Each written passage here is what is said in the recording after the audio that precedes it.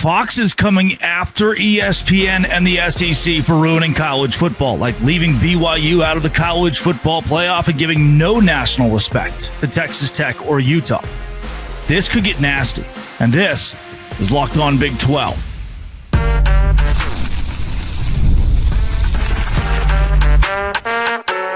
You are Locked On Big 12, your daily podcast on the Big 12 Conference, part of the Locked On Podcast Network, your team every day. Happy Wednesday, everybody. Welcome to Locked On Big 12. I'm Drake Toll from America's #1 Big 12 podcast, Locked On Big 12. Thank you for making this show your first listen every single day. Live from the confines of my parents' home, my childhood home, where our friend Santa Claus has early dropped off an 85-inch TV because it was on sale at Sam's Club. I don't even know. That's the backdrop that I have today because my parents they're your parents too. You're like, yep, that's what my dad would pick. Well, I don't care about no backdrop. I got to store his TV somewhere. That's what happened. So that explains what's happening around me. In the meantime, I can still give you Fox attacking SEC, like some of the biggest names at Fox coming after the SEC right now, after ESPN, I should say, for how they treat the SEC and ruining college football. Then DJ Lagway will be at Texas Tech or Baylor, but nowhere in the SEC, the ACC, or the Big 10. Lagway to the Big 12 is a campaign that I'm starting right now. And finally, Texas Tech has its portal quarterback. And it's a guy whose girlfriend goes to Texas Tech. As of like 24 hours ago, she actually just enrolled in Texas Tech. Weird, right? This all points to Brennan Sorsby, Cincinnati's signal caller, being the new Texas Tech man. TJ Pittenger of College Football Addiction joins the show. Let's break it all down, TJ. It's 9 days until Christmas. Yeah. It's never a bad time to crap on ESPN. Let's do it a little bit. In the spirit of giving, let's give them some crap. We don't have to. This is legendary. Well, we're going to, but we don't have to. We don't even have to. It's been done for us. Brady Quinn, he comes out, and this is awesome. Not only does he crap on ESPN, he craps on Disney. He's like, man, that mouse, I want to punt it. He is not happy. A Fox guy, he's on Big Noon Kickoff, comes out, and the direct quote is, he says, the college football playoff is, quote, controlled by ESPN and Disney, making a huge argument that the setup creates perception of bias toward the SEC. Awful announcing. Did a really good post on this and broke down what Brady Quinn had to say. We now have Fox analysts. Matt Leinart retweets it with Preach. We now have Fox analysts that are tired of watching ESPN run the show when it comes to who makes the college football playoff. And you can say, well, that's not happening and it's not a real thing. And ESPN doesn't really have that much of a say. And Kirk Herbstreit and Chris Fowler told me they don't care who makes it. Dog, they're the number one investor in the college football playoff. And, you know, Kirk Herbstreit just this week, they had to delete the tweet from his account where TJ, he came out and said, really missed college football this weekend. Didn't have any of it. Saturday felt empty. Like, I watched a really good game where Montana's playing college football. And you don't even have to talk about the FCS, but if you actually love college football, you've got those FCS games on, those playoff games on, watching the Illinois State Cardinals shock college football. I just love the game. Tarleton State. Yeah. And also you got Washington playing Boise State in a big time bowl game that I've got my eyes glued. You have Army and Navy on the very weekend of Army Navy. Kirk Herbstreit's like, well, there was no football this weekend. Like, what are we? You're telling the best part of that. The best part of that, I'll let you keep going. The best part of that is 3 years ago, somebody pulled a clip because, you know, it always be your own tweets, right? Somebody pulled a clip of him just ranting and raving and talking about how he loved the Army Navy game and, you know, how much it meant to him and the theatrics. And I think they were there. They may have been there that year. Like they may have done their arm real hard. Somebody really twisted their arm. Yeah, like it makes you wonder, okay, have your priorities shifted over the next 3 years, or was it you just cared about it because you were there? And which either way, wrong. Either way, you're just feeding into this narrative. This ESPN only cares about what makes them money. And you know what sucks? I had Kirk on my show in 2020, and I think sometime around there, he used to, and I know he used to drive some people crazy, mostly his own fans. Ohio State fans didn't think he was biased enough. I do think that Kirk really did used to love college football. And this isn't like a Kirk only video, so I'm not just trying to rag on him. But I do think he actually did love college football. I'm not saying he doesn't love it at all now, but something changed about him over the last 5 years. And really, most of the people that work at ESPN, there are a few holdouts to where they have. I mean, ultimately, you're going to do what your employer tells you to do, right? If Locked On or Westwood One or whoever tells you, hey, you're doing this, you're going to do it. So I get that side of it. But what sucks is this sport that we love, it used to have personalities that we really felt like loved the college football game like we do. And that has changed to, no, you don't love this game. You love your paycheck, and we love money more than we love God. And so you are going to continue to do and push and say the narratives that we want. And that sucks, man, as a fan. And that, I think that, to bring it full circle, I think that's a lot of what Leinart and Quinn and those guys are talking about. Yeah, I think so. And yeah, they're not calling out Kirk Herbstreit directly, but he is one of the mouthpieces for this. Sure. And what we're probably the biggest. Yeah, and then the root of this is BYU being left out of the playoff or the lack of representation for a lot of, look, there were some really good Clemson just beat the crap out of South Carolina. You'd never know, though. If it doesn't fit the narrative that the ACC or the Big 12 or the Big 10 are close to the SEC, if that narrative doesn't fit, we're just not going to talk about it. We're just not going to bring it up. Like TCU beat the brakes off Bill Belichick. You heard about it for 2 days and it was gone. They're not in the SEC. We only want to prop the SEC. I love this quote from Awful announcing themselves. They said, the NFL controls its own product and makes no pretense about it. College football, meanwhile, exists in this weird space where ESPN broadcasts the games, listen to this, broadcasts the games, produces the selection show, employs the loudest voices shaping the public perception, yet the committee is supposedly making decisions in a vacuum. They're not. I don't believe that. I don't believe the committee sits down and says, wow, look at this resume where BYU is at 36th in strength of schedule and strength of record. Miami and Notre Dame are at 44 and 45. BYU has a better record than these two teams, and then they come to terms. When they come to terms, they say, yeah, I guess we're going to let Miami in. It's a battle between Miami and Notre Dame. Why? Because those are the two biggest brands. They want to make money. It really isn't just an SEC conversation. It's ESPN destroying this with the bigger brands. What makes us more money, Miami or BYU? I guess it's Miami. All right, put them in. And what's so weird is how out of touch they are. TJ, you and I know this now. What's so weird is how out of touch they are with the actual pomp and circumstance of college football and these fan bases, because I think BYU brings you a whole lot more revenue than Miami. They're going to travel better. They're going to engage with your content. They're going to watch. You will have BYU fans lined up for a week outside of that college football playoff game. Let's say they played a game in Miami and BYU was hosted by the Canes for a playoff game. They would fill up 70% of the stadium. I guarantee you that Cougar fans would do that. And I just don't think ESPN's connected enough to understand what they're missing out on by only focusing on 10 brands in this country. It's annoying because even if they were right and even if they were connected, and let's say Miami was a bigger draw or Notre Dame was let's give them that almost benefit of the doubt. We don't agree with that, but let's say it was. That's not what makes sports. Yeah. Like the Oklahoma City Thunder are incredible right now. And they're a small market team. Yeah. I'm a Lakers guy. There's a Kobe statue right there. I would love if the NBA operated, not really for the sport, but as a fan of that specific team, I'd love if the NBA operated like that. And they just said, listen, the Lakers are going to play either the Knicks or Celtics every single year in the finals. That's what we're doing. We're putting them in. We're giving them the 1 seed because ratings matter. As a Lakers fan, that'd be great for me. But then what about the other teams I like? Well, that would never work well for the Lightning in hockey. They'd never make it. That'd never work well for the Bucks. Maybe the year they had Brady, they would have, bucked the trend there, which, fortunately for them, they got it and won it anyway. But, that is just not what we love about sports. Even if they were right about Miami being a better draw or this team being better for ratings or this, that, and the other, bring it up again. Why not? It's been 2.5 years. Florida State and Alabama. Yeah, no, Florida State getting in probably would not have been as good for ratings because they didn't have a quarterback. I get that, but that doesn't mean you change and alter the way that the sport works. All of a sudden, a week before the committee was to come out and talk about it, they said, well, now, most deserving has never been in our lexicon. We're going to go with the best teams now. So after 10 years of doing this, you're just going to switch it up for what? Ratings? Again, money? Yes, that's what they do. And so even if they're right, that still isn't inherently what the sport is about. And unfortunately for ESPN, the entity Disney, the entity that controls all of this, that is what they care about, right? And that's, that doesn't protect the integrity of the sport, but they don't care about that. They don't care about us fans. When you're a kid and you say, Dad, Mom, can I go to this party? And they say, you can do whatever you want.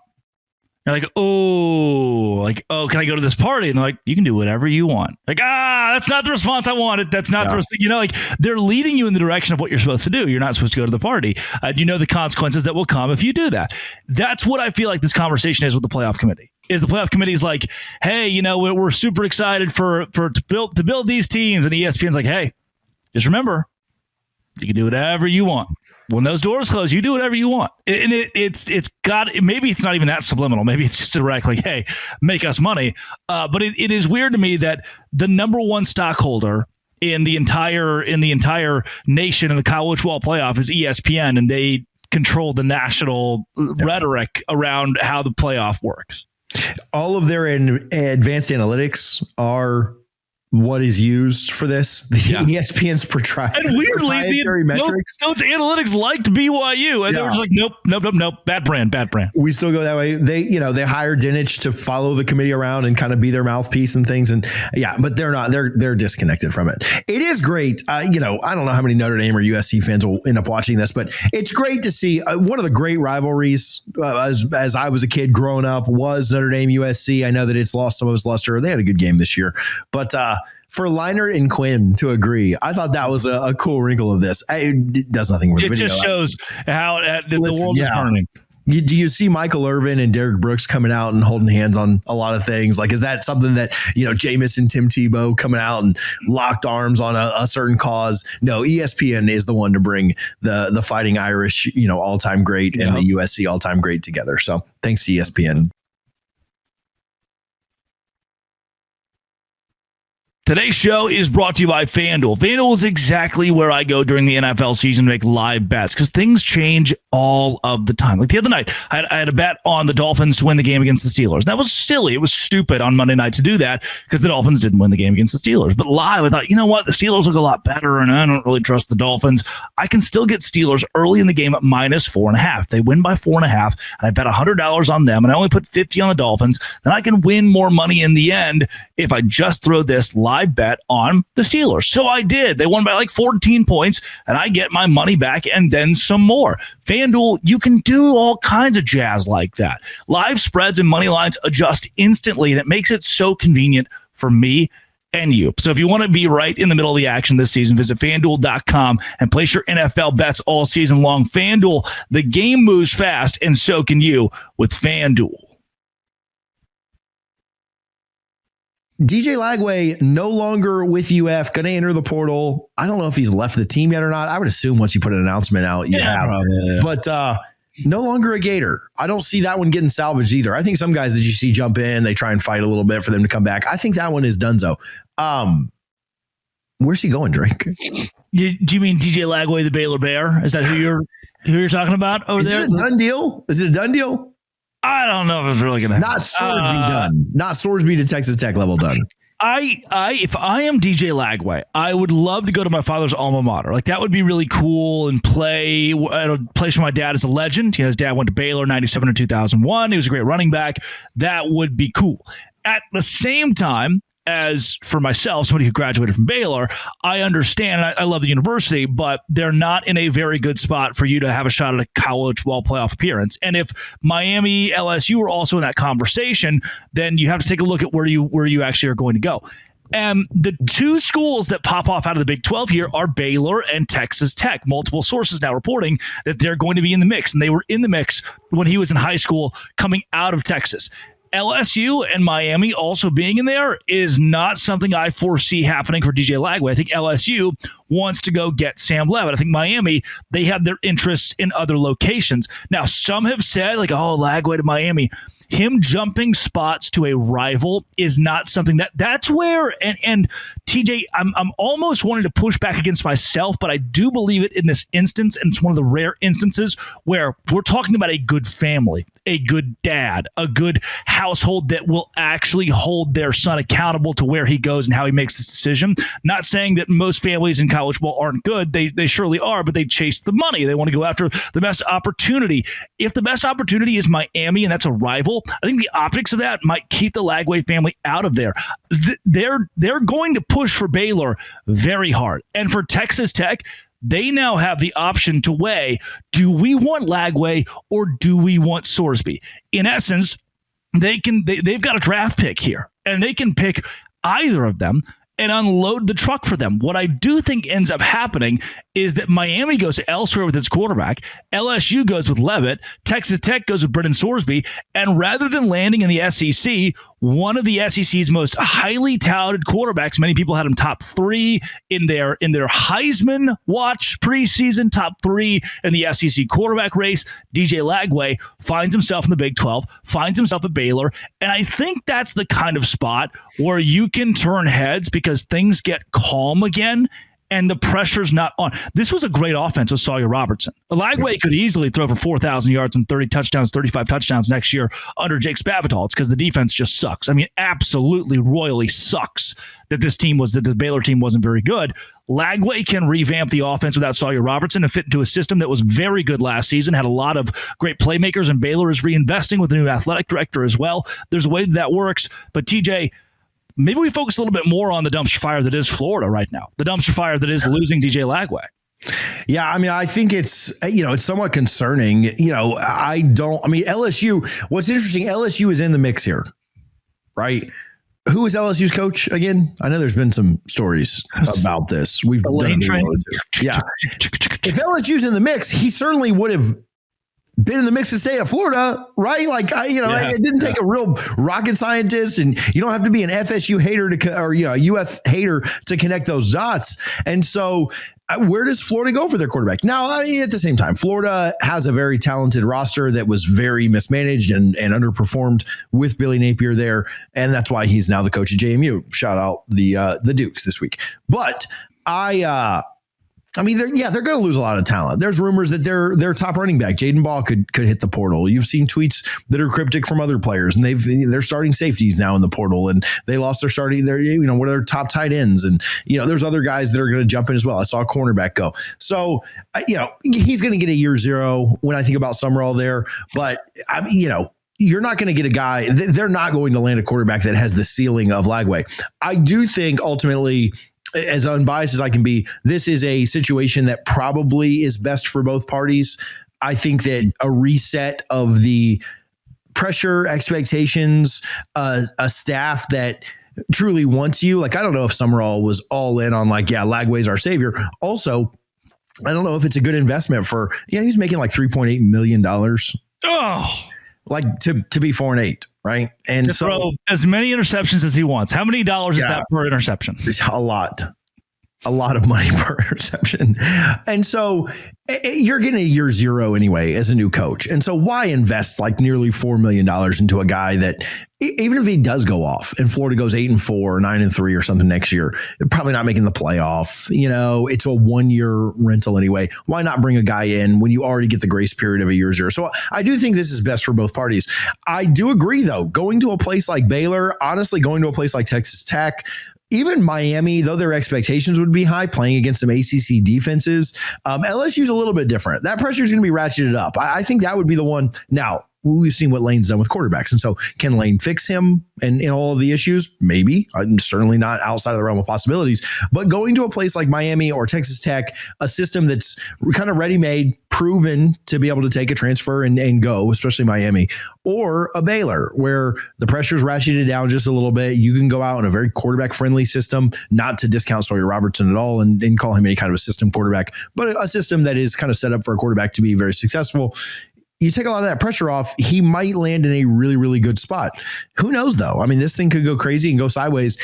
I think Lagway can be fixed. He's got so much talent. Agreed. I think he needs to go somewhere and have 2 really good years, and he could very much vault himself back up into being a first-round quarterback. But is Baylor that place?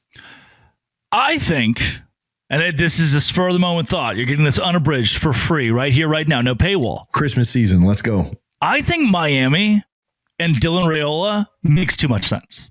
It makes too much sense. Just think about it. Think about diva guy who thinks he's Patrick Mahomes and school that they just did it with Carson Beck with this, he had all the Snapchats and this kind of diva guy that didn't work out. They are you come here, Cam Ward. They're you come here and we'll give you your 1 year of rehab to become a star. That just feels like it makes too much sense for Miami, Coral Gables, to be the place for Dylan Raiola. Did you see the tweet that Texas Tech has the opportunity to do the funniest thing ever? To bring it right. Like, I don't think that's the direction they go. And Nako's tweeted out instantly, Texas Tech has no interest. Yeah. The memes, though. Did you see? Okay, I'm not trying to make a joke about this. Has nothing to do with Lagway, so sorry that we're getting off tangent here. But did you see the meme also after Mahomes went down? I'm not saying here. Dylan Raiola, when he learns that he has to now tear his ACL, just absolutely phenomenal content on the app this week. That's great. I don't know. But I do think, listen, Lagway's got a lot of talent. I think so. I think whoever gets him is getting a quarterback with a ton of instant potential, like instant unlock potential. He needs.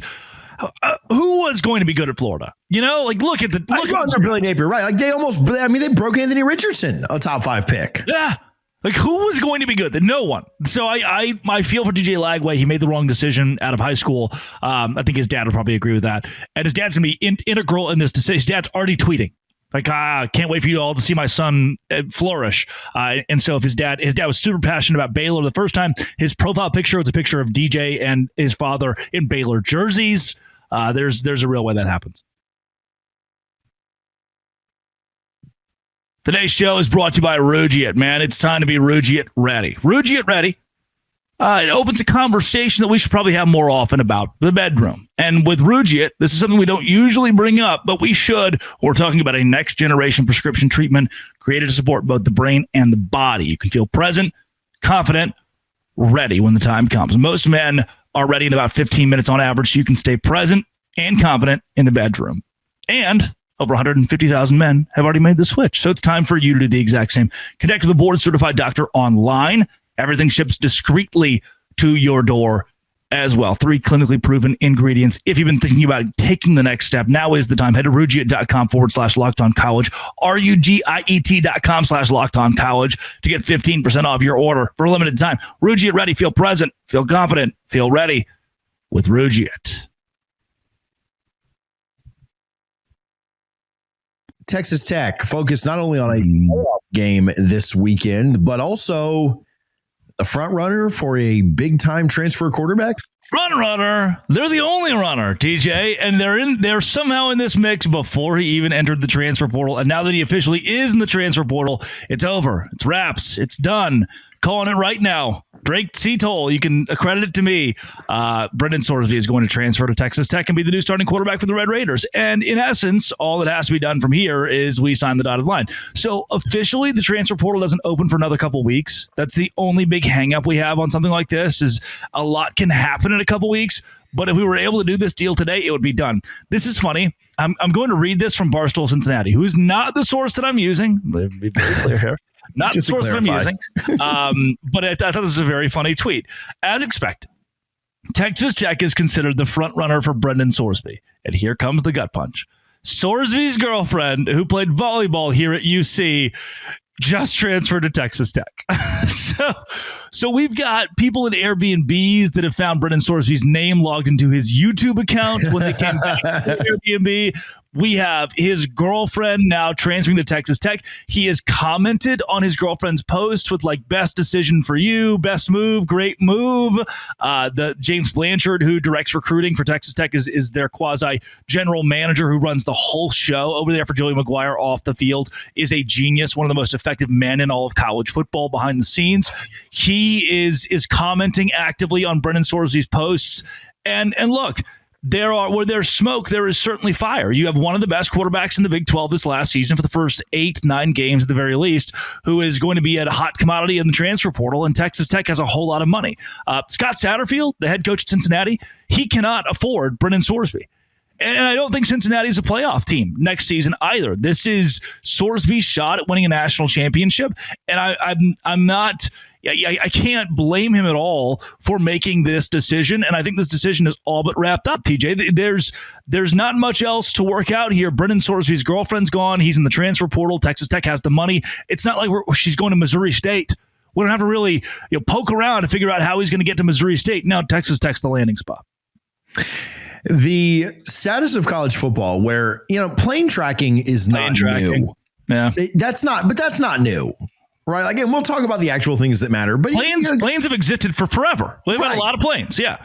Okay, I was in an Airbnb not too long ago, and you know how annoying it is to have to go to every single TV because I'm a little anal about this. And you know how it used to just be you turn cable on and you were good. Well, now we have 17 different apps to stream, and that's another video for another time.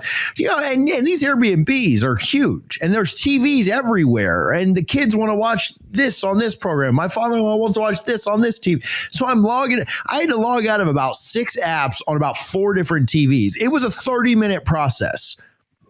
So I truly I believe that because it's annoying. And let me tell you something. I'm not questioning his decision making. If I'm 20 years old, 22, whatever, and I'm probably using someone else's Netflix or whatever anyway, YouTube, I'm not logging out of that. And so just the state that we're in college football and tracking, again, we've gone from planes are boring now. Planes go out of everywhere. Plane tracking is the dumbest thing. It always has been, but it is the dumbest thing. Like there's a flight leaving Gainesville, Florida today going somewhere that is another college town. That Nick Saban lives, going wherever Nick Saban lives. Well, it's just completely irrelevant. There's a plane going from Missoula, Montana to Gainesville. And if they weren't in a coaching search right now, or if they were in a coaching search right now and they hadn't already hired Summerall, there would be people, oh my gosh, are we pulling the guy from university? Like that's what you would be doing, right? The guy from Bozeman's coming here. But anyway, plane tracking's always been dumb. The tracking that we do now with this is hilarious. Talk to me about just the impact. Like there's a lot of big name quarterbacks here, some that have flopped, some that have underperformed. Rayola's out there, Lagway. We'll talk about him in a future video, but just the impact that this really has on Texas Tech. It's a good move, and I'm going to agree with you that plane tracking is old. Girlfriend tracking, YouTube login tracking is new and all the rage here. Brennan Sorsby is a great quarterback. 6'3", 235-pound kid out of Denton, Texas. So he's coming back home to Texas. Now, I want to be very clear here, and I've said this the last few years. It's a lot tougher to recruit in Lubbock than it is, and this has nothing to do with actually Lubbock. I think it's a great town. Has a lot more to do with geographically where it's located, because Denton, the whole Dallas area is still 5.5 hours away from Lubbock, and it's a lot easier to recruit to SMU or TCU if you're looking for kids to stay home. Proverbially, Texas is another place where you're like, hey, we're close enough to Austin, close enough to Dallas. Lubbock is a completely different side of Texas. Like you can get to, TJ, from El Paso, Texas to LA faster than you can get from El Paso to Corpus Christi. So that says a lot about the size of the state of Texas. Lubbock's kind of on its own island out there. So he's not necessarily going home, but he's back in his home state. He's got an opportunity, 2,800-yard passer, 27 touchdowns, top 10 in the country. He had 81.4 QBR, top 10 in the country, and now walks into a system at Texas Tech where he doesn't have to be a superstar. Morton started, if you remember, at Indiana before Kurt Cignetti got there. Transferred to Cincinnati, did a really good job over the course of his 2 years as the starting quarterback there. Had 2,800 yards in both of his seasons. I thought he grew up a lot this year. He only took 7 sacks. He's going to have a great offensive line. He'll have incredible offensive weapons. His completion percentage is still a bit of an issue to monitor, but we're talking about a guy who's thrown 60 touchdown passes in college football in his career. I'd take that 10 times out of 10. I think Joey McGuire takes that. He also rushed for 580 yards and 9 touchdowns this year on 100 carries. That's even more impressive when you remember that your sack yardage is also counted in your rushing yardage. So those numbers mean that he's actually gained far more of those yards for UC this year. I love the move for Texas Tech. I think he's better than Baron Morton. I've never been a huge Baron Morton believer. I don't think if Tech wins the national championship, it will be because Baron Morton's an elite quarterback. It'll be the pieces around him. I think Sorsby doesn't need to be elite, but he can be, and he'll elevate Texas Tech. It probably starts to signal now, T's need to be crossed and I's need to be dotted. It probably starts to signal that Texas Tech is not satisfied with this 1 year. No matter what happens, they could win their next 3 games, or they could lose the first round to Oregon, or first game to Oregon, and they're not satisfied with this year, which I think is a good signal for Texas Tech fans. This isn't like a flash in the pan. They're going to go out and make elite moves at not only the quarterback position, but the rest of the roster if needed when this thing really does open up in 20 days, 19 days, something like that. Can I defend you here? A lot of people want to go the other way. So yeah, I'll use all I can right there. Because some people be like, well, everybody wants to take it seriously. And of course they're going to take it seriously. Everybody wants to win. Washington, they went to the national championship game a couple years ago. And they were like, you know what? We're good. we're all right. We'll hire Jed Fish, I guess. Kalen DeBoer's gone. Like, you don't see the investment at Washington like you're seeing at Texas Tech right now. Yeah. Right? There are schools that get to the pinnacle, and then once they're there, they're like, wow, that was really fun. TCU. Wow, that was really fun. Hope it happens again someday. I agree with you, and I think it's not a silly take that Texas Tech wants to feel this again every single year. Yeah. We will talk next week about the playoff matchup, we assume, against Oregon. It'd be crazy if something wild happened there, but make sure you are subscribed to both College Football Addiction and Locked On Big 12 so that you don't miss that. Drake, thanks for talking about Texas Tech making moves on the off week. Guns up, baby.